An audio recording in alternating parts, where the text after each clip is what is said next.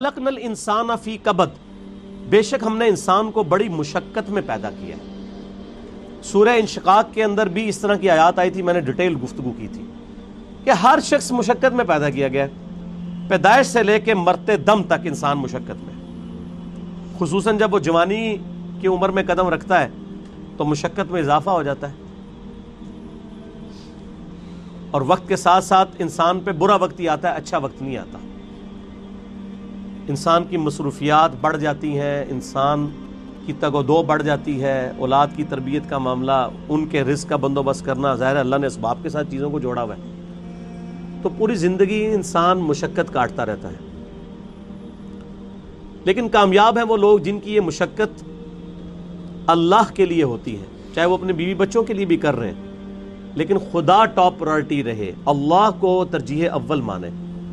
جیسے ہی اللہ کے حوالے سے ترجیح ہٹ گئی تو آپ کی بڑی سی بڑی نیکی بھی زیرو سے ملٹیپلائی ہو جائے گی۔ ایک شخص رزق حلال کما رہا ہے، اس کے لیے نیکی ہے، لیکن اگر اس کی وجہ سے وہ نمازیں چھوڑ رہا ہے، روزے چھوڑ رہا ہے، اللہ کے احکامات کو پامال کر رہا ہے، تو یہ اس کی نیکی پھر کس کام کی ہے؟ وہ تو پھر کئی اور لوگ بھی کر رہے ہیں۔ کیا دنیا میں لاکھوں غیر مسلم ایسے نہیں ہیں جو حلال کما رہے ہیں؟ بڑے بڑے اپ رائٹ قسم کے لوگ ہیں، اس طرح کے آپ کو مسلمانوں میں دکھانے مشکل ہو جاتے ہیں، لیکن جب تک خدا کے ساتھ کمٹمنٹ نہیں ہوگی آپ کی نیکیوں کا آپ کو فائدہ نہیں ہوگا۔ تو انسان کو مشقت میں اللہ نے پیدا کیا، ماں کو بھی مشقت اٹھانی پڑتی ہے، باپ کو بھی اٹھانی پڑتی ہے، اور انسان جب یعنی بچپن میں تو اس کی بڑی بادشاہ والی زندگی ہوتی ہے، جو جوانی میں قدم رکھتا ہے اس کی مشقت کا دور شروع ہو جاتا ہے، حتیٰ کہ انسان اس زندگی سے فارغ ہو جاتا ہے۔ اتنی تکلیفیں اٹھانے کے بعد ابھی آخرت کی تکلیفیں باقی ہیں۔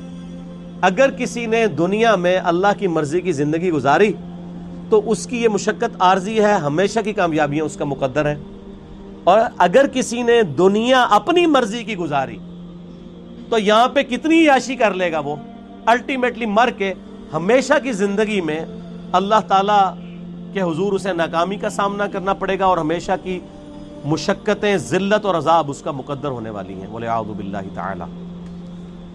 تو انسان کی کوشش ہوتی ہے، اب وہ کوشش اگر پازیٹیو ہے رزلٹ پازیٹیو نکلے گا، نیگیٹو ہے تو نیگیٹو نکلے گا۔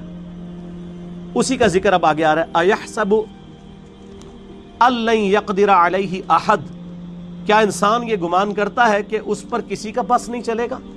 یعنی وہ اگر دنیا اپنی مرضی کی گزار ہے تو یہ سمجھ رہا ہے آخرت بھی اپنی مرضی کی گزارے گا؟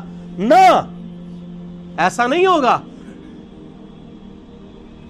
یقول اہلکت مالا لبدا، بڑے فخر سے کہتا ہے کہ میں نے تو بڑا مال خرچ کیا ہے۔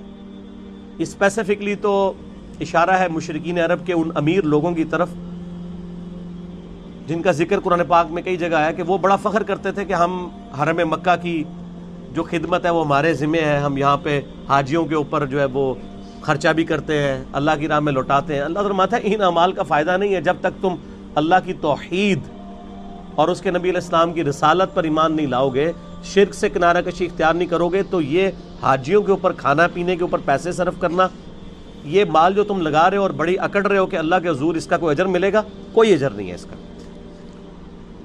اَيَحْسَبُ أَن لَّمْ يَرَهُ أَحَدٌ، کیا وہ خیال کرتا ہے کہ اسے کسی نے نہیں دیکھا؟ اس کو نہیں پتا یہ تم لوگ کس لیے کر رہے ہو، وہ کرتے تھے صرف اپنی عمارت کو جتانے کے لیے، ریاکاری کے لیے، لوگوں پہ اپنی جو دولت ہے اس کا روب ڈالنے کے لیے۔ جس طرح آج کل بھی آپ دیکھتے ہیں لوگ مساجد کے اندر وضو خانے بنواتے ہیں، ٹوائلٹس بنواتے ہیں، قالین ڈلوا لیتے ہیں، تو باقاعدہ وہ کئی جگہ پہ تو دیکھا گیا نیم پلیٹ لکھوا دیتے ہیں کہ وضو خانہ فلاں کے لیے ہوا ہے، فلاں کے سالے ثواب کے لیے۔ بھئی اگر سالے ثواب کے لیے بھی ہے تو اللہ کو تو پتہ ہے نا، آپ کے لکھنے کا تو اللہ محتاج نہیں ہے، نیکیوں کو تو چھپانا چاہیے۔ یہ خطرہ ہے کہ آپ کی نیکیاں برباد ہو جائیں، اور کئی لوگ تو جو ہے وہ حرام کے مال سے جو ہے اس طرح کے معاملات چل رہے ہوتے ہیں ان کے، اور وہ یہ سمجھتے ہیں کہ ہم اللہ کی راہ میں تھوڑا سا پیسہ خیرات کر کے اپنے باقی کے مال کو حلال کر لیں گے، ایسا نہیں ہوگا۔ اللہ تعالیٰ بہت غیرت مند ہے۔ صحیح مسلم میں حدیث ہے قیامت والے دن ایک سخی کو، ایک شہید کو اور ایک قاری کو بلایا جائے گا۔ اللہ تعالیٰ شہید سے پوچھے گا تجھے میں نے اتنی صحت دی، given circumstances تیرے لیے فیوریبل کیے, تو نے اس کے بدلے میں میرے لیے کیا کیا؟ وہ کہے گا یا اللہ میں نے جان دے دی. اور کیا کرتا؟ سب سے بڑی قربانی یہی ہو سکتی. اللہ فرمائے گا تو نے جان اس لیے دی تاکہ لوگ تجھے کہیں بڑا بہادر ہے, تو تجھے دنیا میں لوگوں نے بڑی تعریف کی تیری, تجھے دنیا میں اجر مل چکا ہے اس ریاکاری کا, اوندھا منہ کر کے دوزخ میں ڈال دیا جائے گا. بولے اعوذ باللہ تعالی, اللہم اجرنا من النار, آمین. سخی سے اللہ پوچھے گا تجھے اتنا مال دیا تھا, تو نے میرے لیے کیا کیا؟ کہ یا اللہ میں نے اتنا صدقہ اور خیرات کیا تیرے علم میں, حتیٰ کہ میں نے مسجدوں میں نیم پلیٹ بھی اپنے نام کی لگوائی ہے, تجھے نظر نہیں آتی وہ پلیٹیں؟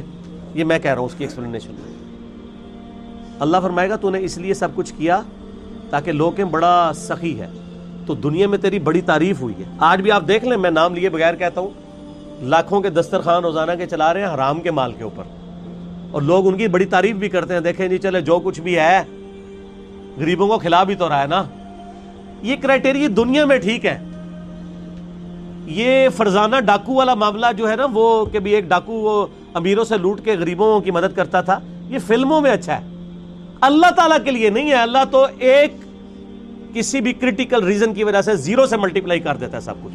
بے پرواہ ہے نا سر. آپ اپنی داڑھی پگڑی نمازوں سے اور بڑے بڑے دسترخوانوں سے عوام کو دھوکہ دے سکتے ہیں, اللہ کو نہیں. صحیح مسلم میں حدیث ہے, اللہ تعالیٰ تمہارے شکلوں اور تمہارے مال کو نہیں دیکھتا, دلوں اور اعمال کو دیکھتا ہے. شکل بھی نہیں دیکھنی اور مال بھی نہیں دیکھنا. آپ لوگ کیا دیکھ رہے ہوتے ہیں؟ بڑا نورانی چہرہ ہے, اللہ کا کتنا کرم ہے اس پہ, کتنی دولت ہے, اور اللہ کیا فرما رہا ہے؟ دل اور اعمال. حتیٰ کہ صحیح بخاری میں آتا ہے, اور اس کا ذکر اشارتاً سورہ توبہ میں بھی آیا ہے. جب نبی علیہ السلام نے اپیل کی نا غزوہ تبوک کے موقع پر, رومن امپائر سے لڑنا تھا, سب سے بڑی سپر پاور, تو چندے کی اپیل کی, تو ایک صحابی نے پوری رات ایک یہودی کی یعنی مزدوری کرنے کے بعد اس کو ایک مٹھی جو ہے نا وہ کھجوریں ملی معاوضے کے طور پہ. بارٹر سسٹم تھا نا, ضروری نہیں کرنسی ملتی تھی, کھجوریں مل جاتی تھی, جو کے دانے مل جاتے تھے, گندم مل جاتی تھی, اور وہ ایک مٹھی کھجور لا کر نبی علیہ السلام کے پاس پیش کرتا ہے کہ میری طرف سے یہ جہاد کے لیے قبول کریں. وہاں پہ منافقین ہوتے ہیں جو اوپر سے مسلمان ہیں, وہ آپس میں ایک دوسرے سے ٹھٹا مذاق کرتے ہیں کہ یہ دیکھو ایک مٹھی کھجور سے کیا فرق پڑنا ہے, ٹھیک ہے. اور نبی علیہ السلام اتنے خوش ہوتے ہیں کہ آپ علیہ السلام ان کھجوروں کو وہ جو جتنا مال ہے اس کے اوپر یوں بکھیرتے ہیں اور فرماتے ہیں یہ سب پہ بھاری ہے. پیچھے اخلاص ہے نا. اسی لیے دیکھیں نیکیاں قیامت والے دن گنی نہیں جانی, تولی جانی ہے. مکے کے اندر رہنے والا شخص جو روزانہ 5 وقت نماز حرم میں پڑھتا ہے, ہزاروں لاکھوں نمازوں کا ثواب کماتا ہے. عین ممکن ہے کہ اس کی لاکھوں نمازیں, ایک وہ شخص جو سڑک کے کنارے مزدوری کرتا ہے, وہ مسجد تک بھی جانے میں اس کو تردد ہے, اور وہیں پہ وہ اپنا کپڑا ڈال کے جون جولائی کی تپتی دوپہر کے اندر سڑک کے کنارے کسی درخت کی چھاؤں میں صرف فرض ہی ادا کر لیتا ہے. اس کی ایک نماز ظہر ہو سکتا ہے اس کی ہزاروں نماز ظہر جو حرم میں ہے اس سے بڑھ کر ہو, کیونکہ اللہ نے نیکیاں تولنی ہے, گننی نہیں ہے. اگر کسی کے پاس 5 نوٹ 10-10 روپے کے ہوں اور ایک نوٹ 5,000 روپے کا ہو, تو ورتھ کس کی زیادہ ہے؟ 5,000 کی. اگرچہ نوٹ وہ ایک ہے لیکن اس کی ویلیو زیادہ ہے. اسی طریقے سے اگرچہ حرم میں نیکیاں زیادہ ہیں لیکن ان کی ویلیو ورتھ, اسی کو وہ کہا جاتا ہے نا کہ اللہ تعالیٰ کوالٹی دیکھتا ہے, کوانٹٹی نہیں دیکھتا. کوالٹی اس کی زیادہ ہے. اس کو جو اللہ نے حالات و واقعات دیے تھے اس میں بیسٹ وہی پرفارم کر سکتا تھا. تو قیامت والے دن نیکیاں تولی جائیں گی, گنی نہیں جائیں گی. اور پھر اس میں آتا ہے کہ تیسرا قاری بلایا جائے گا, عالم, قرآن کا حافظ. صحیح مسلم کے الفاظ ہیں. ہاں بھائی قرآن کا علم دیا تھا, کیا کیا؟ کہے گا یا اللہ میں نے تو اتنے لوگوں کو تقریریں کی, اتنے واعظ کیے, اتنے درس قرآن دیے, یہ کرتا رہا. اللہ نے فرمایا وہ اس لیے کرتا رہا کہ لوگ تیری بڑی تعریف کریں کہ تو بڑا علامہ ہے. تو دنیا میں تیری تعریف ہوئی ہے. اتنے بڑے بڑے اشتہار تیرے نام کے نہیں چھپتے تھے جس کے آگے پیچھے اتنی لمبی لمبی دمیں لگی ہوئی ہوتی تھی. تو تجھے دنیا میں اجر مل چکا ہے, اس کو بھی اوندا منہ کر کے دوزخ میں. تو ریاکاری کے ساتھ اعمال ایکسیپٹیبل نہیں ہے. اَيَحْسَبُ أَن لَّمْ يَرَهُ أَحَدٌ, کیا اس نے یہ خیال کیا کہ اسے کوئی دیکھ نہیں رہا؟ أَلَمْ نَجْعَل لَّهُ عَيْنَيْنِ, کیا ہم نے ان کے لیے دو آنکھیں نہیں بنائیں؟ اب یہ اللہ تعالیٰ انسانوں کو مخاطب کر رہا ہے کہ جو میں نے تمہیں نعمتیں دی ہیں ان پر غور و تفکر کرو, اور پھر اس کا تقاضا کیا ہے وہ بھی آگے بیان ہوگا. ہم سب جتنے 100+ یہاں لوگ بیٹھے ہیں یا ہزاروں لوگ جو ویڈیو میں دیکھیں گے, کہ پوری دنیا کے انسان اپنے آپ کو سامنے رکھیں. اللہ تعالیٰ آپ سے مخاطب ہے. أَلَمْ نَجْعَل لَّهُ عَيْنَيْنِ, کیا میں نے تم لوگوں کو آنکھیں نہیں دیں؟ وَلِسَانًا وَشَفَتَيْنِ, اور ایک زبان اور دو ہونٹ نہیں دیے؟ اس کے اندر قیامت مضمر ہے میرے بھائی. یہ زبان اور ہونٹ نہ ہو تو بچہ بڑا ہی نہیں ہو سکتا. اور جو ساتھ جبلی ہدایت اللہ نے دی ہے اسے پتا ہے کہ میں نے دودھ کیسے پینا ہے. بچے کو سکھانا نہیں پڑتا, وہ اپنی جبلی ہدایت, نیچرل انسٹنکٹ جسے کہتے ہیں, جیسا کہ ایک بکری کی نیچرل انسٹنکٹ ہے کہ وہ گوشت کی طرف دیکھے گی بھی نہیں اور گھاس کھائے گی, اور شیر جو ہے وہ گھاس اس کے سامنے, تازہ گھاس کیا تازہ سبزیاں بھی لا کے رکھیں وہ اس کی طرف منہ بھی نہیں مارے گا, گوشت کھائے گا. اس طرح کی اللہ تعالیٰ نے ہر انسان کو بھی ایک انسٹنکٹ دی ہے جس کی وجہ سے وہ بچپن ہی سے ان چیزوں کی طرف مائل ہو جاتا ہے. ہونٹ اور زبان چوسنے کے لیے. وَهَدَيْنَاهُ النَّجْدَيْنِ, اور ہم نے اس کو دو راہیں دکھا دیں, دو گھاٹیاں دکھا دیں. ایک معنی اس کا یہ بھی کیا گیا ان دو گھاٹیوں سے مراد اس بچے کے لیے جو ماں کے دودھ پینے کی جگہ ہے وہ مراد لی گئی ہے, کیونکہ ہونٹوں کا ساتھ ذکر ہے اور زبان کا ذکر ہے, اور اس کے بعد اس کو جبلی ہدایت بھی دی ہے یہاں سے تجھے دودھ ملے گا. اور ایک اس کا معنی یہ کیا گیا کہ ان گھاٹیوں سے مراد یہ ہے کہ اسے بتا دیا گیا ہے کہ یہ حق کا راستہ ہے, اس کا انجام جنت ہے, اور یہ برائی کا راستہ ہے, اس کا انجام جہنم ہے. اِنَّا هَدَيْنَاهُ السَّبِيلَ إِمَّا شَاكِرًا وَإِمَّا كَفُورًا, ہم نے ہدایت کا راستہ دکھا دیا ہے, چاہے شکر گزاری کی روش اختیار کرو خواہ نہ شکری کی. فَلَقْتَحَمَ الْعَقَبَةَ, پھر وہ داخل ہی نہیں ہوا اس گھاٹی کے اندر جو اللہ کی ریکوائرمنٹ تھی کہ کون سی گھاٹی اختیار کرنے والی تھی. وما ادراک ما العقبہ, اور تمہیں کیا پتا ہم کس گھاٹی کا ذکر کر رہے ہیں. فک رقبہ, وہ گھاٹی ہے غلاموں کی گردن کو چھڑانا. میں اکثر کہتا ہوں کہ یہ جو مال خرچ کرنا ہے نا, یہ اللہ تعالیٰ کو اتنا محبوب ہے کہ قرآن حکیم میں نماز کے پیرلل ہمیشہ اللہ کی راہ میں صدقہ کرنے کا ذکر آیا ہے. اور یہاں پہ تو دیکھیں اس سے ہٹ کے نماز کا کہیں ذکر ہی نہیں, اللہ کی راہ میں خرچ کرنا, غلاموں کو آزاد کروانا. غلامی کا دور تھا, آج اس کی ماڈرن فارم یہ ہے کہ کوئی مقروض ہے اور آپ کو اللہ نے رقم دی ہے تو آپ اس مقروض کو اس قرضے سے نجات دلا سکتے ہیں. او اطعام فی یوم ذی مسغبہ, یا بھوک والے دن قحط کے عالم میں کسی بھوکے کو کھانا کھلانا. یہ ہے وہ گھاٹی جو تمہیں عبور کرنی, یعنی جیب ڈھیلی کرنی ہے اللہ کے لیے.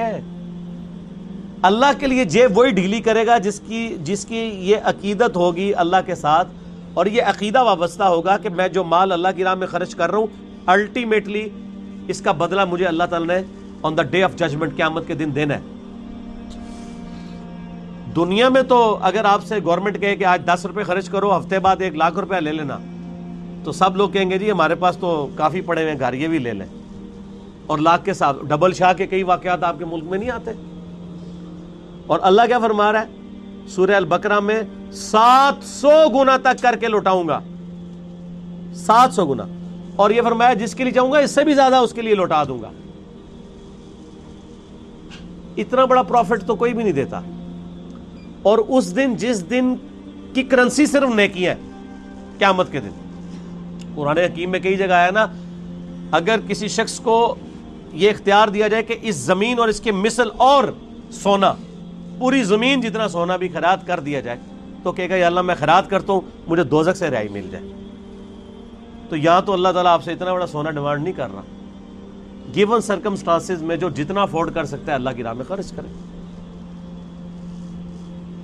بھوکے کو کھانا کھلانا, اور یہ کھانے کھلانا چاہیے. آج کل یہ جو بھوکے جعلی قسم کے پھر رہے ہیں نا زیادہ تر, ان کو بھی جو ہے نا ایڈریس کرنے کا بڑا آسان طریقہ ہے. جو کہتا ہے نا جی میں نے روٹی کھانی ہے مجھے 10 روپے دیں, اس کو کہ چلو روٹی کھلا دیتے ہیں, آؤ ہوٹل پہ بیٹھو کھاؤ روٹی, پیمنٹ کر دوں گا. وہ بیسیکلی پیسہ مانگنے کے لیے انہوں نے ایک جو ہے ذریعہ اڈاپٹ کیا ہوا ہوتا ہے. انہوں نے وہ روٹی نہیں کھانی ہوتی ہے, وہ پروفیشنل ہوتے ہیں. لیکن یہ یاد رکھیے گا قرآن حکیم میں ایون اگر کوئی پروفیشنل بیگر بھی, کوئی بھکاری آپ کے پاس آ جاتا ہے, آپ کو یہ اجازت نہیں کہ آپ اسے ڈانٹیں. آپ ڈانٹیں گے نہیں اسے, بلکہ آپ اس کو جو ہے وہ پیار محبت کے ساتھ جو ہے وہ اس کے راستے کے اوپر چلا دیں گے. اسے کہیں گے بھائی اللہ تعالیٰ آپ کی مدد فرمائے. ڈانٹنے کی اسلام میں اجازت نہیں ہے. اگر آپ پیسے نہیں دے سکتے تو یہ حق آپ کو کس نے دیا کہ آپ کسی کو ڈانٹیں؟ آپ نے کیا اس شخص کو خریدا ہوا ہے کہ آپ اسے ڈانٹیں گے؟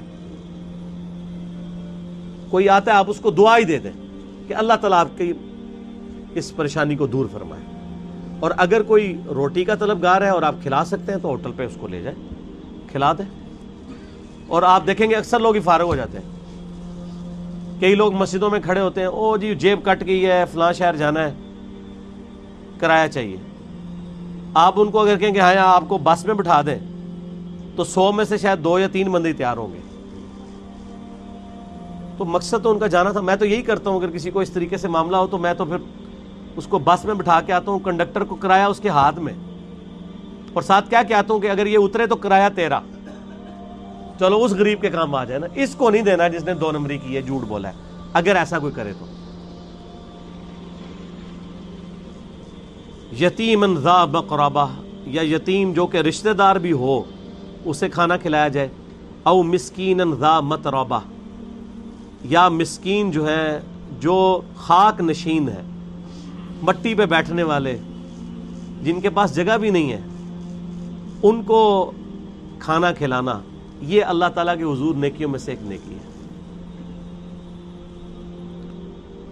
ثم کان من الذین آمنوا وتواصوا بالصبر وتواصوا بالمرحمہ, پھر اس کے بعد ایمان والوں سے جو ایک دوسرے کو نصیحت کرتے ہیں صبر کی, اور ایک دوسرے کو رحمت کی نصیحت کرتے رہتے ہیں. دیکھیں اللہ کی راہ میں صدقہ اور خیرات کرنے کے بعد اللہ تعالیٰ نے ایمان لانے کا ذکر کیا ہے, اور اللہ کی راہ میں جو صبر و استقامت ہے اس کا ذکر کیا ہے, صرف امپورٹنس بتانے کے لیے کہ اللہ کی راہ میں جیب ڈھیلی کرنے کی کتنی امپورٹنس ہے. ایمان لانے والے, صبر اختیار کرنے والے, اور صبر کی تلقین کرنے والے. یہ تو خیر ڈیٹیل آگے سورۃ العصر میں آئے گی نا, جو 4 کامیابی کے لیے شرائط ہے, ان میں آخری 2 شرائط یہی ہیں کہ آپ نے حق بات کی تلقین کرنی ہے اور صبر کی تلقین کرنی ہے. اولئک اصحاب المیمنہ, یہی وہ لوگ ہیں جو قیامت والے دن دائیں ہاتھ والے ہوں گے, یعنی ان کا نامہ اعمال ان کے دائیں ہاتھ میں دیا جائے گا. والذین کفروا, وہ جو انکار کرنے والے ہیں, ناشکری کرنے والے ہیں, بآیاتنا, ہماری آیات کی, ہم اصحاب المشأمہ, وہ لوگ ہوں گے بائیں ہاتھ والے. علیہم نار مؤصدہ, ان پر قیامت کے دن آگ چھا رہی ہوگی.